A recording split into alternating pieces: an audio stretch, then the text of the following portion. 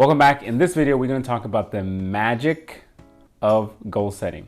Maybe once upon a time, you believed in magic. You believe that if you set your mind to something, that you can achieve it. Like anything was in the realm of possibility. In this video, we're going to cover chapter 8 of Jon Assaraf's book, Having It All. And the chapter is titled The Magic of Goal Setting.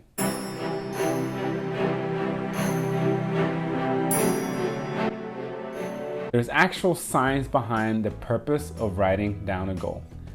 When you write down a goal, when you focus on something, when you tell yourself that something is important, you're activating what's called the reticular activating system. This is a part of your brain that really focuses on what's important to you. A prime example is usually this. You're in the process of buying a new car and you have decided that you're going to go with a Peugeot 508 station wagon. All of a sudden, if you live in a place where they sell Peugeot, you will start to notice, hey, I'm starting to see quite a bit of Peugeots around. Does that mean that all of a sudden there's now more Peugeots on the road? No, they have been there in the same amount as before that became part of your goal. But now, since it's part of your goal, you've told your mind it's important and your mind is starting to look for those Peugeots driving around. And in the book, he talks about that setting goals and reaching goals is not necessarily about hard work. Maybe you experienced this as well. I certainly have, that you try to obtain something, you work so hard, maybe for weeks, for months, for years, and you simply cannot reach the goal. Instead, the author talks about this idea of getting into flow. That when you are setting a goal, it is something that's in alignment with your desires. And because it's a desire, you're going to have a natural inclination, natural motivation, intrinsic motivation to pursue that goal. And you get into this flow state. Because it's something that you have a deep interest in, a deep desire for, it becomes a little bit easier. And this is this flow state where you kind of forget about time and you're in your zone, you're in your purpose, you're in your field as you're working towards your goal. And what I would like to add is this channel is all about waking up. Waking up to what? Number one, to not only consciously think, but to stop and also to think about your subconscious programs, which I'm gonna get into in a little bit in this video. But it's to think about deeper issues of life, such as life. Some people think life is great, it is horrible, it is challenging, it is short, it is long, it is great, it is fascinating. But what is life? And to think about it. Think about what's important in life: love, connection, relationships, spirituality, emotions, mental health. Number two, when you think about those things, to actually have a growth mindset. And as you grow as an individual in all facets of life, is to contribute. So when we talk about goals and what the goal is, it is all about, in my opinion, contribution. And so many people echo this thought, echo this idea that when you have a goal of contribution, of service, not only does it help the people that you serve, but it also helps you, and you find so much greater joy and purpose in that. So when I talk about goal, it's not necessarily to become, many people when think about goals talk about money. So become a millionaire so you can do what you want to do and live the life that you want to live without any regard for your fellow human being. So what is a goal? Earl Nightingale said that his definition or explanation of goal is the progressive realization of a worthy or noble goal. So it is having something that's noble, like it's something that actually is going to add value, it's going to add benefit, it's going to add some sort of elevated end result to not only yourself, but people around you. And the progressive realization. So you are not necessarily reaching and obtaining all the goal instantly, but there's an incremental, progressively realization of pursuing and heading towards that goal.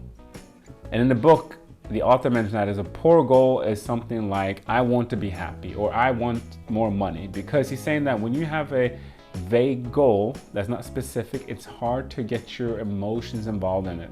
So if you say I want a new car, well, again, you're not telling your RAS what type of car do you want. So what he argues is to be specific. So if you want to be happy, maybe it's somebody's relationship, maybe it's the type of job you want, or maybe it's a certain amount of income so that you can live comfortably, provide for yourself, for your family if you have family, but to do something with that goal that is specific so you can wrap your mind and your emotion around it, so you can get excited and get that intrinsic motivation that's going to propel you like a fire to reach that goal. One practical thing that you can do that is in the book is that you can write down and ask yourself, what needs to happen 1 year from now that I'm going to be completely kind of satisfied and content in my life, personally and vocationally. And then when you have that goal written down, you can break it down into what will be my weekly or monthly goal for me to get that progressive realization of this bigger goal. And you break it down to monthly, weekly, and yearly. So you can break it down into daily, weekly, and monthly goal. Like, what is this one thing, one small step that I can take to reach this goal? Share something personally. I have this YouTube channel and I've had it for a couple years now, and I was just talking to my wife the other day that in many ways I feel like this YouTube channel is a failure. Okay, let me explain why.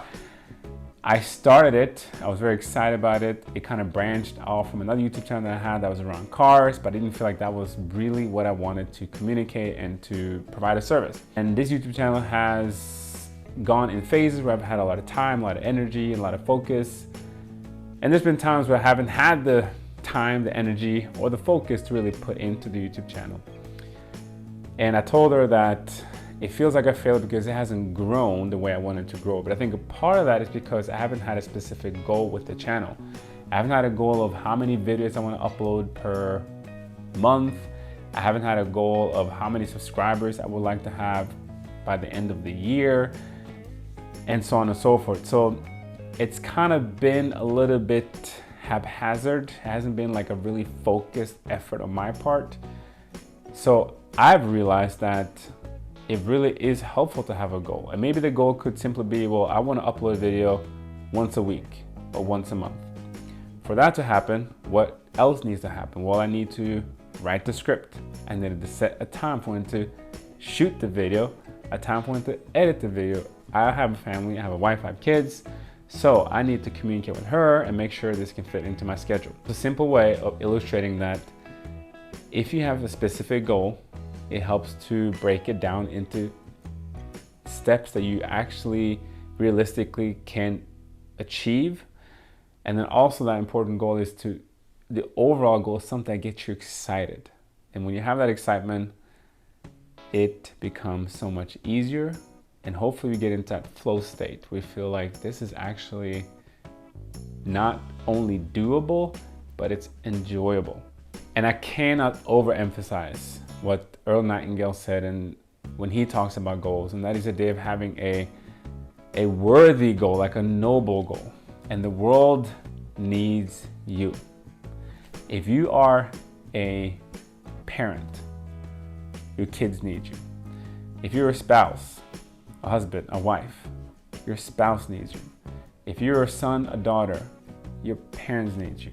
If you're a sibling, your sibling needs you. If you're a teacher, your students need you. If you are a manager, the people that you manage, they need you. If you're not a manager, your manager needs you. Your neighbor needs you. You do not have to look very far to realize there's so many needs in this world. There's some people hurting, and we all need each other. And whatever goal you have, I will personally like to say, make it a goal that is worthy. And it doesn't have to be a big goal. It could be a goal simply as, hey, this year, I'm gonna make an effort to get to know, or at least introduce myself to all the neighbors on my street. Just introduce myself, because maybe they are going through a tough time. And maybe they can really benefit from someone who just cares and just want to be a neighbor who extends love. So a couple of practicals. Number one is to reprogram your limiting beliefs. Our belief system was usually formed at a very young age. And some of these beliefs that we have do not serve us nor people around us. They are limiting. They're limiting our ability to be the best version of ourselves.